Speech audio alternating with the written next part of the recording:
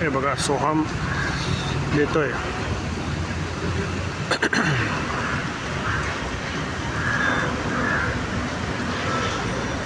आणि हे आहे हॉटेल आराम रेजन्सी.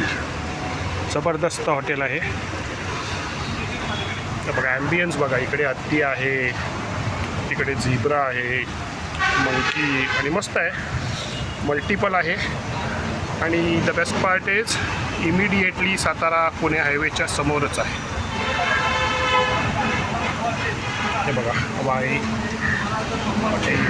इथे तो असा एक छानसा हे पण आहे. हे बघा तिकडे